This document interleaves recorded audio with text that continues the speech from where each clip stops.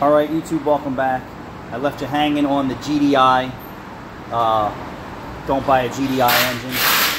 I would avoid it like the plague. Once you're out of warranty, the engine design doesn't change its characteristics, behavior, and issues. So this is a Honda engine. The 4-cylinder turbos from 18 and up are complete nightmare garbage. They have a bad block design for head gasket issues. It's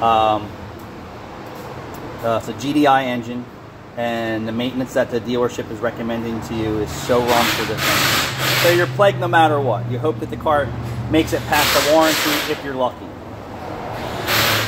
Also, I don't know what it is with Hondas and Acuras and their GDI engines, but they eat fuel injectors. And so let me show you what a GDI engine is versus a non-GDI engine. I'm going to show you a Honda engine that was best built in its class, and Honda stopped building it. What idiots. I would never buy a Honda product. Never. So this engine is a non-GDI engine. What year is this, Jude? Yeah. 91 B series? Yeah. Alright. I'm not super Honda. I don't speak Honda very well. But this here, as you see, it has an aftermarket fuel rail on it. And the fuel injector is in the airflow of the intake system. So this is the intake, right? Air comes in. The fuel injector is above the valve train on the intake. And what happens here is anything that comes through here is mixing with atomized fuel. You would think atomized fuel if you had good fuel injectors and good fuel pressure. But atomized fuel, and what that does is mix with any air, dirt, crankcase ventilation, PCV systems. All that is sucked into the intake valve, and then the injector is spraying fuel, which is keeping the intake valve clean, okay, and its path. Anything above this will have some sticky, gooey stuff because there's nothing cleansing it unless you are super duper maintenance, like meaning you're doing induction services regularly. Excellent design, worked flawlessly. Honda's best engine they ever built. Honda built many best 4-cylinder engines, but they decided, well, let's step it up because we're being forced to meet the emissions and fuel economy standards for the EPA. What does that mean to you, Mr. Customer? It means you get screwed in the end. So this worked well and was very fuel efficient engine. Never had clogged intake valves. Systems that had EGRs, you would have EGR clogging in the ports, but I would take EGR clogged ports over needing a cylinder head, an engine, or a long block, and under 100,000 miles. So again, the fuel injector is cleaning the intake valve. Okay? This engine over here uses 2 fuel pumps. One in the fuel tank, and another one that's mechanical like a diesel engine to provide super duper high pressure. Okay, 600 PSI and up. So that's the high pressure pump system, and that's probably why these injectors fail, because they're under so much pressure. On top of not having fuel filters in your fuel systems anymore, you have a fuel sock in the tank, but I don't believe that that's enough to keep the fuel injectors clean. So here's Honda fuel injectors. Honda only sells a set. It's $500 just for the injectors, and we see them fail at 60,000 miles. So GDI, right? So let's finish it up. So the high pressure pump supplies high pressure fuel to the GDI injection system, and what that means is now the injector is not spraying fuel in the intake path. It's no longer spraying fuel this way in the intake path. What it's doing now, and I'm just going to show you, I don't think it shows, is in the cylinder head. So they call it direct port injection. So no longer in the intake path, and no longer in the path of the intake valves. And what it does, it's spraying right into the combustion chamber, the combustion chamber of the engine. Now you can imagine how high the cylinder pressure is, even not under boost, and then under boost.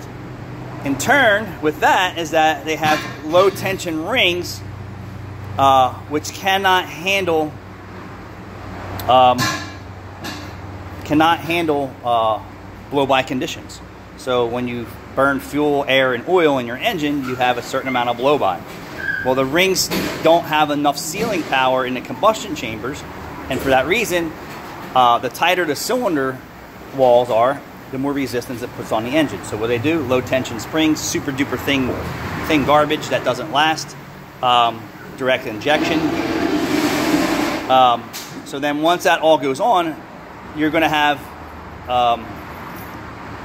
an abundance of blow-by. They're not going to say it's blow-by, but I'm going to tell you it's blow-by. Blow-by means that it's not sealing in the combustion chamber. Whatever's going into the crankcase past the rings is picking up oil vapor, because when your engine is slinging oil, there's a certain amount of oil vapor going on inside the engine, and it's mixing with everything else in there. So unburnt fuel, contaminants in there. And then that unburnt oil, or oil vapor, right, comes up through the valve cover, okay? And then look where it goes. This is the air intake system. So it's going to come through here, and then back around, and then it pumps all that blow-by into the intake system. Not only that, look, here's another blow-by sucker right on the intake, sucking blow-by, so you're getting a twofold on this engine. It's going boom right through the turbo system, so it's messing up everything that goes through the turbo. And then over here, it has another vacuum line that's going, feeding the intake manifold. And if you notice on most Hondas, right, the worst conditions that you see for a carbon valve are between cylinders 3 and 4. And then over long terms of not cleaning any of this, you're all screwed. So feeding excessive blow-by into the intake system, basically clogging up your two valves in the cylinder. And the valves in the cylinder are teeny tiny and very difficult to clean because it's so small and you can't even get back there. Then put on top of not using good gas, overextended oil changes, doing 0 GDI, not changing your spark plugs every 30,000 miles on a boosted engine. These engines require strict maintenance, and guess who's not telling you how to do it? The Honda dealership. Oh yeah, go 10,000 miles, go 10,000 miles. So GDI engines are the worst for longevity and maintenance. If you super duper maintenance them, I think you will do very well. If you do not do maintenance, you're doomed on GDI engines. This specific engine already has a bad block design. I can't believe that Honda's not putting free engines in for people out of warranty. It is no secret that this is a complete garbage design. I mean, look, feeding blow-by right into your turbo system. The turbo system is going to take that blow-by and moisture and oil vapor and fuel dilution, and then it's going to suck it into the turbo, and the turbo is going to compress it all, push it all into the intake manifold. Over here it says, okay, we're going to pick up more out of the valve cover, so we're going to double whammy the intake valves with no cleaning power and no maintenance procedures to say how to maintain this engine. The customer's overextending their oil changes. They're not changing their spark plugs or their air filters or doing injections or GDIs. It is just a horrible design. And if they taught the customer how to maintain it, they probably would be better off. Besides, the head gasket design is garbage. The block has coolant reliefs in there that should not be there. Putting head bolts in it is not going to fix it with an updated head gasket. It is a bad block design. And this is what you're buying. This is what you're buying for 40, 50 grand nowadays. You're buying a ticking time bomb that's you're lucky to make it past the warranty, and at 100,000 miles, you basically have a pile of junk that's out of warranty. So what I did do is I did do an induction service on this. I did do a valve service on it. They ordered injectors from eBay. One came through broke. We got another one. So we're going to pull the intake manifold back off. I'm going to go in and check my work on the intake valves. And what I wanted to show you is here's the camera view of the pistons of me cleaning them. So you can see that how black they are all the way across. That's cylinder 4. Let's get in here. On top of using small spark plugs is another stupid thing. This isn't a moped. There's no longevity in small spark plugs. So if you see where it's clean, that's from me cleaning it. If you see the black, thick soot build up on the pistons, that's from improper maintenance.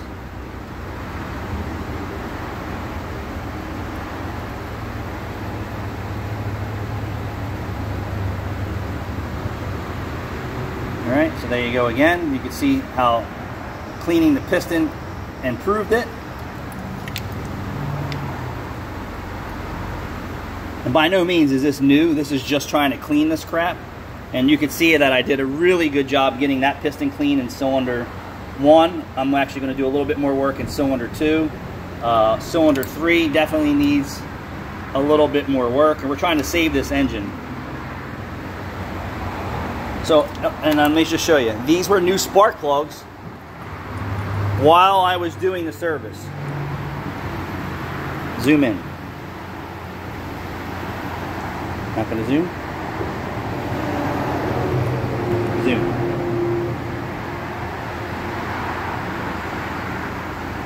Let me try. So these were brand new. You can see how much crap is still going on in the system. So this cylinder's not so bad. So that's what your brand new spark plugs will look like as we're doing an induction service. So once you do a GDI and a fuel injection service, those spark plugs need to come out, go in the trash, and put a new set in, because that crap will not burn off. If they went out and ran on high boost for a long period of time, and then everything was correct in the engine, that you would get some high speed burning on them.